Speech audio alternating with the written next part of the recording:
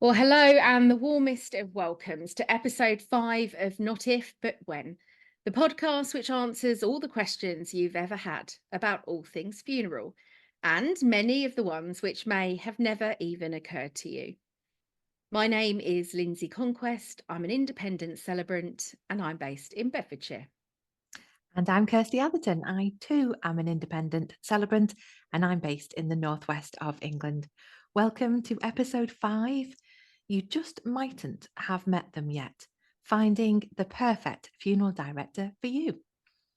So, Lyndsey, before we start, will you share with us something life affirming from the last week? Yeah, I think mine would be the way I've seen communities rally round for others. So I had a family I worked with recently whose loved one had died, and they had done so much for their community during their life. And they were showered with not only words of condolence and messages of love and support, they were given practical support. So meals were left on their doorstep, Oh, shopping was delivered to them, their dog was walked, their lawn was mowed. So everyone came together and decided what they could do to help the family. And then they just set about getting to work. And it's just, yeah, moments like that that reinforce your belief in, the goodness that us people can do and the power of community and healing people and helping to uplift others when they're going through such a difficult time. So that's my yeah. one from the last week. Oh, that's a really lovely one. It Lovely. is lovely. I Yeah. love the idea of people as well, not saying, not asking someone who's grieving, is there anything you need or is there anything I can do? Because as humans, we go, no, no, no, I'm all Yeah. right. Just the thought of actually going ahead and thinking, well, that lawn needs mowing. That's one Yeah. less thing for you to think about. And Yeah. yeah, that kind of Just proactiveness. doing it. Yeah. Just going about and doing it. So it's lovely, isn't it? So Yeah, is yeah. how about you, Kirsty? So what affirmed life for you since last we had a good old pod? Well, mine's a kind of one that relates to a wider issue, really. And for me this week, it's been the way in which lots of people within our industry have responded to the really distressing news that was recently reported regarding a funeral home in Hull, Yeah. um, which has shocked a lot of people, I know, and must be absolutely horrendous for the families. Yeah. Um, but I found it really wonderful that so many businesses knew that people would feel that need for reassurance and that they responded to that really open heartedly. Um, so, to give an example, I'd like to give a little special shout out as if I'm some kind of radio DJ type person to one of the crems that I work at, which is called Birches and it's in Latch Dennis in Cheshire.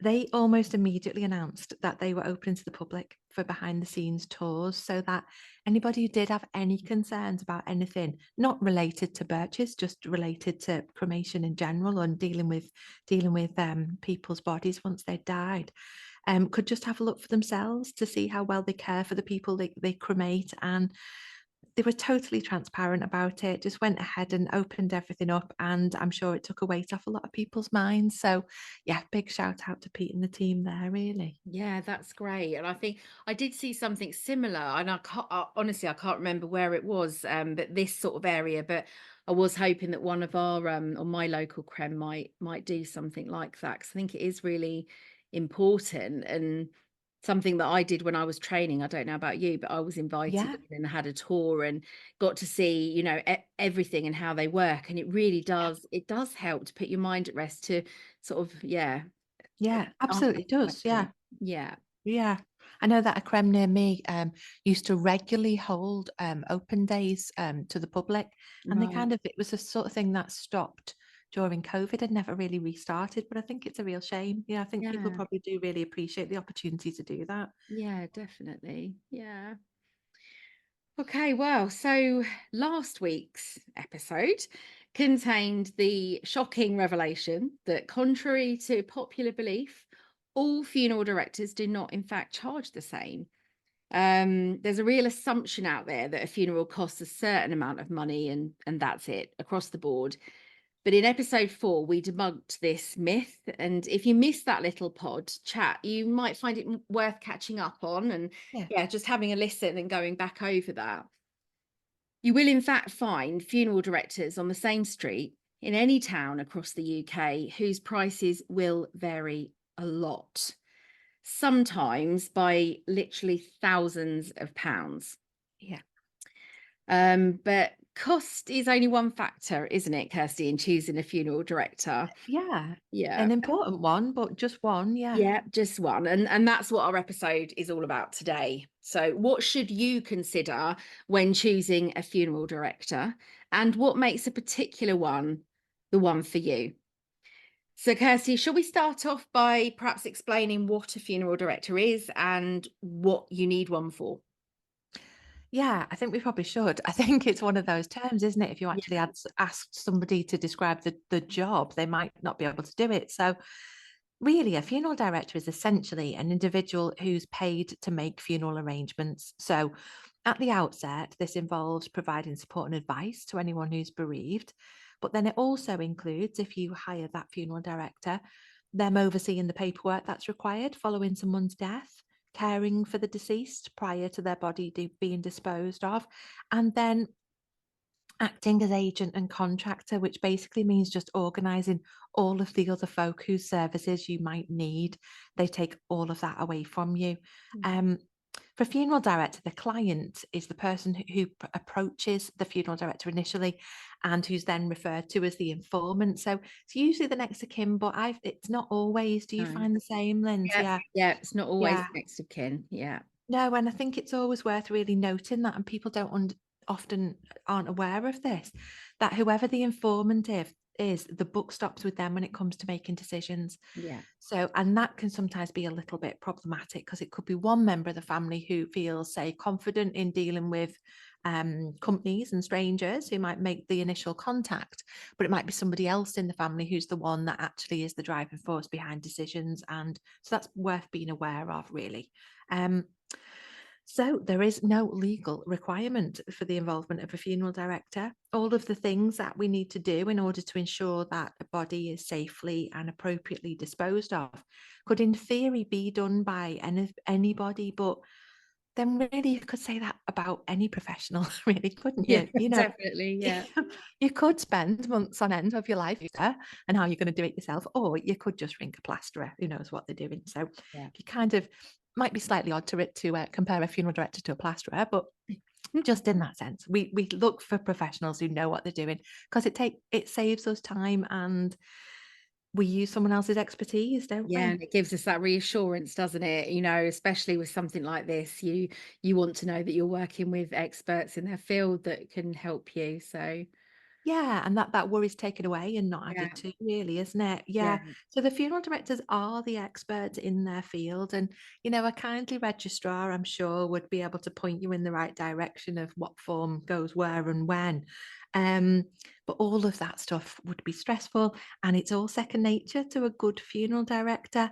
yeah, And that's really where the catch is, isn't it? Because a good funeral director, and there are loads and loads of funeral directors who are completely amazing, but like any profession, it goes from the amazing to the perfectly competent and average to the very few who are sadly woeful, so there are choices to be made there. yeah, definitely. And yeah, important choices as well, isn't it? Mm, Yeah, yeah. yeah. Okay, so one thing that I think many will find particularly shocking is the extent to which the funeral industry is actually unregulated. Yeah, I was shocked by that. Yeah, yeah, me too. And whilst many funeral directors will display a badge which shows that they are members of the National Association of Funeral Directors or SAFE, the National Society of Allied and Independent Funeral Directors, this is actually entirely optional.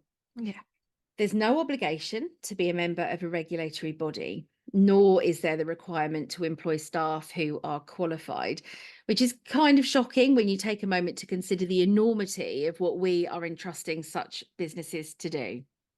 Yeah, it's a big deal, the Yeah, thing that we're expecting them to do. And, it's important to know that they're competent, isn't it? yeah, The very least, I know you and I both feel the same about celebrancy, don't we? yeah, Although we're both as qualified as we could possibly be, and because we're both massive swats, we're currently in the process of studying for an even higher qualification, which has just become available. yeah, And we're both members of a professional body, the AOIC. Um, we actually do all that completely optionally too, don't we? Yeah, I know it's a need that we both recognise, but it's also one that feels even more pressing when you think about those who are doing the practical caring for the loved ones in the way that funeral directors do.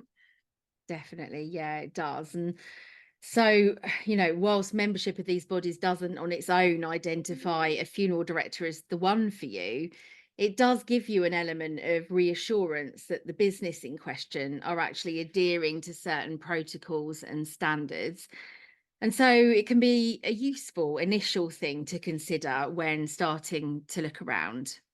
Yeah, absolutely. Yeah. I'm wondering if already people might be finding our framing of all this conversation a little bit alien, Yeah. really. That the idea of shopping around for a funeral director might be one that hasn't even ever occurred to them Yeah. before, really. Um, and I get that, it's not the kind of thing that we generally spend a lot of time thinking about. But I know early on when I was it's sort of investigating this as a career and reading things and looking at training providers, somebody had pointed out that buying a funeral is the most emotionally led impulse purchase any of us will ever make. And Definitely. I always keep that it really in mind. We would never, ever spend that amount of money on anything without looking at reviews, without doing our research. If we were buying a car or a holiday or anything of that nature, really. Yeah. Um, so the thought of shopping around for a funeral director is really important when you look at it, through that lens, really. Yeah, definitely. It is, but it's also, yeah, it's you're having to do it at a time when, yeah, as you say, you're emotionally charged. It's a really difficult time that you're going Yeah. through, and which I suppose takes us back a little bit to us talking about having your funeral wishes and actually maybe looking at these things in advance. Yeah, absolutely. Yeah, yeah, Yeah, I mean, you can't think straight, can you? In that no, moment of grief, it's the worst time possible to have to make any kind of decision, let alone something that's really significant. And I think the panic of that moment and the knowledge that you need a funeral director and you need them now, can just make people, I guess, go with the one that really just springs to mind first. Maybe the last one they drove past on the high street or yeah. whatever. Yeah, or the one that's nearest to them, or Yeah, you know, yeah. So it's different for different people. They choose differently, but I think for some people, it's they might have been to a funeral that had been led by that funeral director, but a lot yeah, it's just literally, oh, so and so's down the road, let's give them a ring. So I suppose today is just about discussing that and seeing, what you would consider when you're choosing a funeral director. And I think yeah. what matters to one family maybe won't matter to another. So Yeah, it is a some surprisingly personal thing, isn't it, I think? definitely. Yeah, definitely. And I think just the feel, it's like any business when you go to them. Some people are attracted to one business because of the way it looks, and Mhm. others are attracted to another. And it's the same with funeral directors and with the premises as well. Some will want to go for somewhere that maybe feels homely and informal when they walk in, but others might want that more traditional environment. Yeah, And I think, you're probably the same as me. You see lots of differences in the way that funeral directors' premises are done out and are presented. And all of the ones local to me are all lovely, but they're all very different. mhm. Yeah, absolutely. Yeah. I think one thing they do tend to have in common is that they're really, really well looked after. Yeah, And people do take pride in them. yeah, But it's about the vibe, isn't it? yeah. The other thing I think as well that people very often do have preferences over, and this is with funeral directors and celebrants as well, is Mm, actually whether the staff are male or female. That does sometimes really matter to people. Um, you definitely. know, and whilst it would be very unusual to find a branch that was completely staffed by women, Yeah, it wouldn't be that unusual to find one that was completely staffed by men. So, yeah, so there's yeah. there's considerations there as well, isn't there? And if you're just kind of plucking a name out of thin air with no previous knowledge of them, you don't actually know what the No, who is no, staff no. in that branch, do you? Exactly. And I think as well, we've got a lot of our local funeral directors, especially the independents, are becoming more involved in the community and just doing little Yes. things that that help sort of open people up to seeing who they are and the sort of and how they work, which is also really helping people to look at that and make those decisions. Yeah, yeah, I actually find that really exciting, you know. I actually love when, yeah, when a funeral director is kind of like what a funeral director would have been like back in the day, like Yeah, really, really, really back in the day, where they yeah, would be like a real kind of like pillar in the community. yeah, And yeah, I do really love that when you see somebody who's, so maybe that's a way to, you know, that people might judge it. They might think, oh yeah, okay, well, I see that they're, I don't know, sponsoring the Christmas float or whatever it is in the area, you know, and yeah, those things are important to people sometimes, aren't they? yeah, definitely. I mean, you know, you've got some people that are happy to choose based on cost, but for others, it's important to feel that right vibe from the people that they're going to be working so closely with for the next few weeks, and obviously trust with their loved one. Yeah, yeah, because it is an intense relationship, isn't it? It is with celebrants. It's that you Yeah, have that really intense relationship with someone for a really short period of time and then we go and yeah, that's it. But yeah, and I know some when we say some people are happy to choose on cost, and also it's worth acknowledging some people don't have any choice. You know, they do need to go with the one that they can afford, and you know, yeah, and that's understandable too. yeah, So I think it is worth reassuring people that the vast majority, you know, there's nothing to be concerned about. I suppose we're looking at the kind of luxury side, aren't we? The kind of privilege side of yeah, having the time and the space in advance yeah, to plan these things. yeah. The I other think thing, also, oh no, sorry, Kirsty, I was just no, thinking go for it. the importance of just talking to a funeral director. So if cost Yeah, is an issue for you, but you really want to use a specific funeral director, yeah, don't be put off from just have being open and honest with them and just saying, look, this is our situation. What can you do for us? Because I know the yeah, independents in my area, they will go above and beyond yeah. to accommodate people when they are having sort of difficulties with financial and things, and they'll do everything that they can to help them. So just don't be Yeah. afraid to have those conversations. Yeah, absolutely. I think that's such a good point, then. I'm really glad that you brought that up. And because it's not a kind of haggling thing. It's just saying, isn't it? Well, are there things in this particular package that actually I don't really feel like I need or want? And what can we do about that? You know? And I think any particularly independent funeral director will just really appreciate knowing that you want to go with them, you know, that you see something in them. Because one thing I think that is very universal, particularly with independence, is the real pride and love that they put into their work. You Yeah, know, it's just a beautiful thing, isn't it it? is. It's a It lovely thing is. to see. Yeah, it's Yeah. lovely. Yeah. So on a practical front, though, there's also worth thinking about. There are certain funeral directors who will offer things that other funeral directors don't. So to give an example, the local independent that I work with most is the only funeral director in our area who uses a particular crematorium, and it's out of the area actually, but it's very worth the travel. Mm, But she is the only one in our area who offers that, because really it does take a whole day up effectively, yeah. really getting there and back. um you know, so you may go to another funeral director who won't offer that option, because it's just not something that they do as a standard. I think that's particularly the case when it's a funeral director who's part of a large conglomerate, a large organization. Yeah, yeah, definitely. I think that definitely comes into it then. I know the independents near me, they're very similar to what you've just said. You know, they're there for the family, and the family will have a certain crematorium that they might want to go to, and it doesn't matter if that's further. They will Yeah, accommodate them, and they will make it work for them.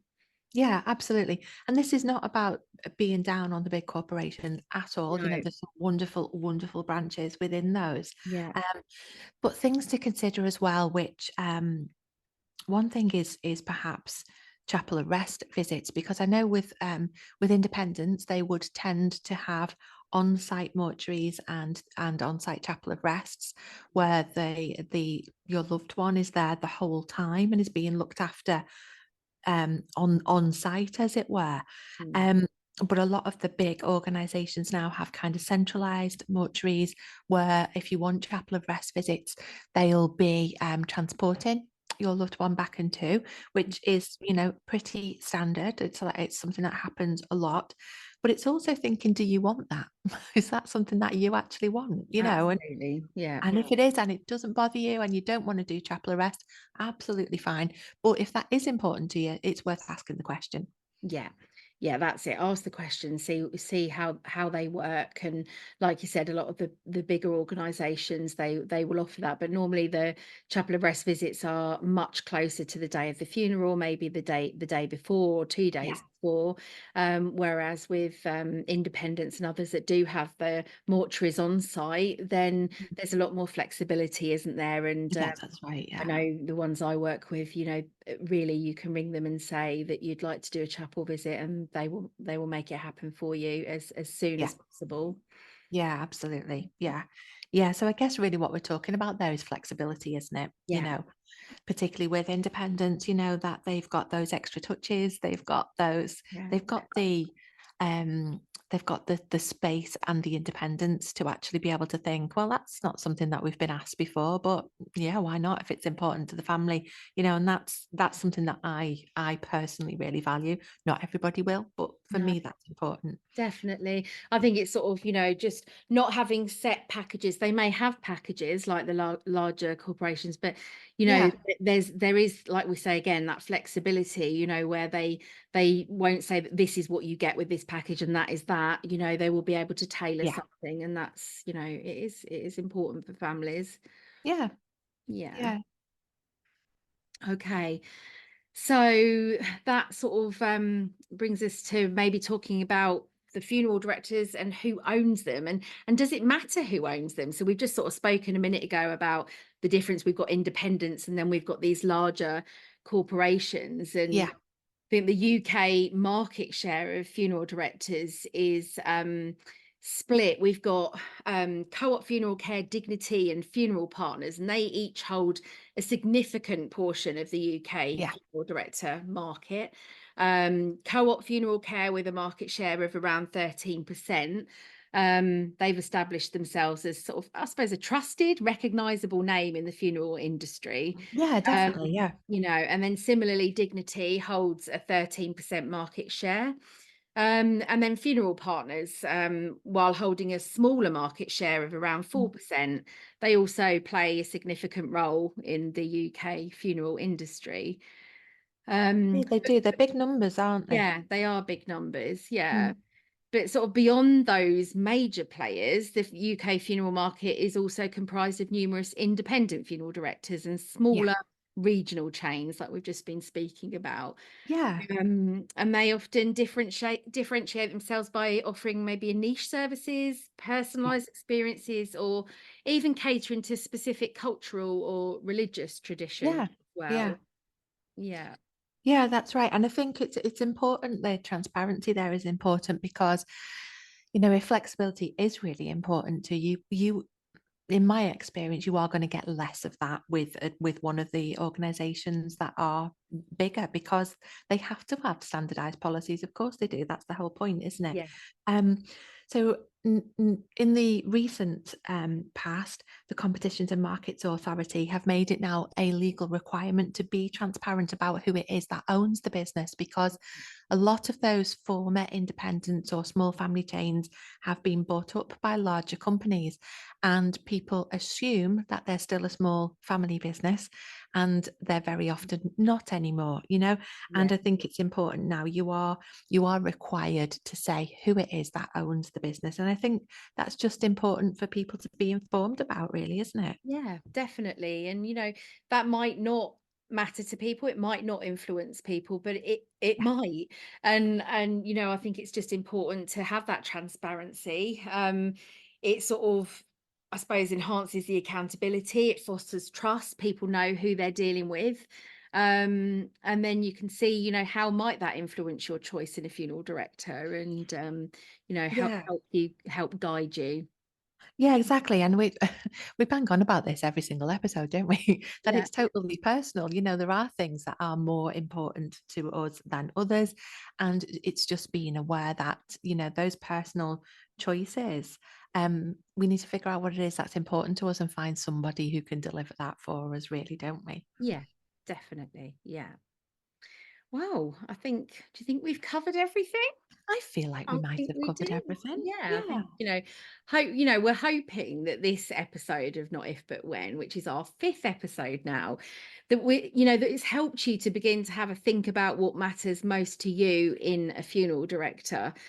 And if nothing else, we're hoping that you're at least now aware that this is a choice which is yours to make. Probably loops back to us speaking about documenting your wishes. it does. Yeah. And there are no reasons why you can't pop into your local funeral directors, chat to them, get to know them. And, if you would like to, then pop down your preferred funeral director on your funeral wishes form. The funeral wishes form we keep encouraging you all to think about creating. I like it that you say we keep encouraging. We're not banging on about it. Of We're course not being not. Of course not. repetitive. We're just being encouraging everybody. Gently encouraging. That's what we Gently are. encouraging. Yeah, I mean, I don't know a funeral director who wouldn't welcome someone with open arms who Yeah. came in and just said, "Look, one day I'm going to die. What do you offer?" Yeah, And I think absolutely. it feels weird. It seems strange, but we are giving you permission. It's Yeah. fine. You can Yeah. do that. Okay, so next week's episode is controversial, everybody. It is. It's controversial between me and my lovely friend, It is. Ms. Conquest, because I have decided to title it To Burn or Not to Burn, which is making Lyndsey itchy. So, Do you know what? I actually mentioned the title of next episode to my sister, and she looked at me in horror. She went, "You are not titling it that." And I went, I'm sorry. "Yes, we are." But we will talk about why I am Yes, very uncomfortable with the title next. yes. That is an important conversation to have, isn't it? Because, we're sat here banging on about, oh, yeah, we're all so cool about death and stuff. But Yeah. wait, there's things that make us go ick as well. So, anyway, in that episode, we're going to talk you through all the things disposal, really, from traditional burial, your new Victorian novelty cremation that took the world by storm and horrified everybody at the time. Um, then we're going to go on to look at the wonderful future world of resumation. And if you are really lucky, we may well take you on a teeny tiny human composting too. So don't, whatever you do, say we don't spoil you. You will, of course, find that episode and all previous episodes of Not If But When on Spotify. So spread the word. There is funeral stuff you need to know, and we are here to help you know it. Yeah, we absolutely are. So allow us to inform and hopefully entertain you next week. But until then, your homework is to embrace every day whilst embracing the inevitable. Bye. Bye.